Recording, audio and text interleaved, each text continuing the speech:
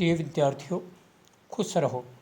आशा है आप घर पर सकुशल होंगे तथा अपनी परीक्षा की तैयारी कर रहे होंगे।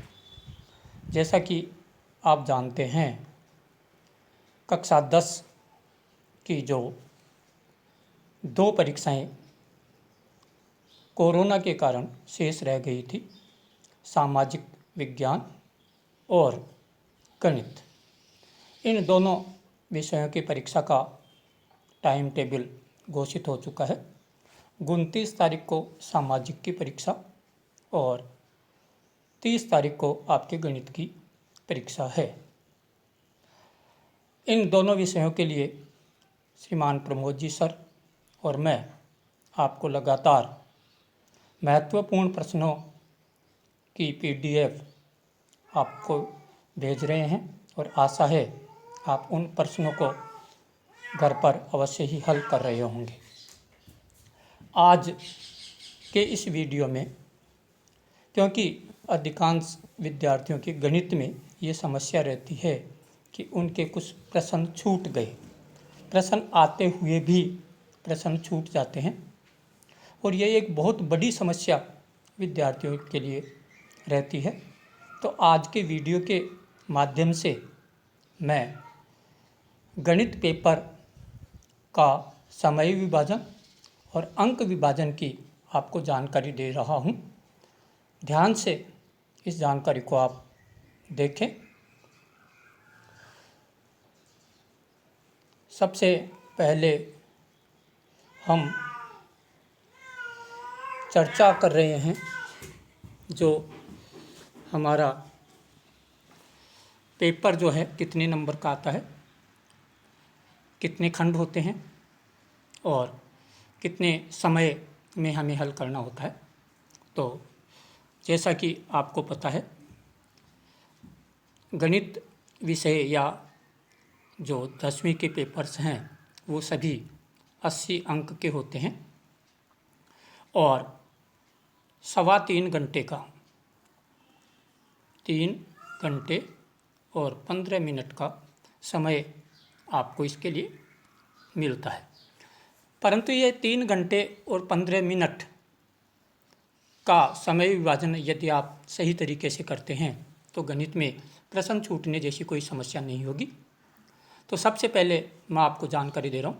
आपके गणित में 4 खंड होते हैं, ए, ब, स और द। अब ए भाग में प्रश्न संख्या 1 से 10 तक के प्रश्न ए भाग में होते हैं। कुल 10 प्रश्न होते हैं, प्रत्येक प्रश्न 1 अंक का होता है। इस तरह से ए भाग में आपके 10 अंक के सवाल पूछे जाते हैं। 10 सवाल 10 अंक के, प्रत्येक सवाल 1 अंक का। इसके लिए आप लोगों को 30 मिनट अर्थात प्रत्येक प्रश्न के लिए 3 मिनट आप दे सकते हैं और 3 मिनट में आसानी से, क्योंकि ये छोटे छोटे सवाल होते हैं, किए जा सकते हैं। तो आप ए भाग को आधे घंटे या 30 मिनट में पूरा कर सकते हैं। भाग ब, जिसमें 5 प्रश्न होते हैं, 11 से 15 प्रश्न संख्या तक आपके प्रत्येक प्रश्न 2 अंक का होता है और ये कुल जो ब भाग है वो आपका 10 अंक का होता है। इसमें 5 प्रश्न होते हैं तो प्रत्येक प्रश्न के लिए 6 मिनट यदि आप दें तो 30 मिनट में आपका ब भाग पूरा हो जाता है। भाग स, इसमें आपके क्वेश्चन संख्या 16 से 25 तक होते हैं, अर्थात कुल प्रश्नों की संख्या 10 होती है। प्रत्येक प्रश्न के लिए 3 अंक निर्धारित होते हैं और इस तरह से कुल 10 प्रश्नों के 30 अंक हो जाते हैं। इसके लिए आप प्रति प्रश्न को 6 मिनट का समय दें तो ये 10 प्रश्न 60 मिनट अर्थात 1 घंटे में पूरे हो सकते हैं। अब जो महत्वपूर्ण खंड है जिसमें ज़्यादातर समस्या होती है कि प्रश्न छूटते हैं, ये द भाग होता है। इसमें प्रश्न संख्या 26 से 30 तक होते हैं, कुल 5 प्रश्न होते हैं और प्रत्येक प्रश्न के लिए अंक भार होता है 6 अंक। इस तरह से 30 अंक का ये दयखंड होता है। इसके लिए आप प्रति प्रश्न 10 मिनट यदि निर्धारित करें तो इन 5 प्रश्नों को आप 50 मिनट में पूरा कर सकते हैं।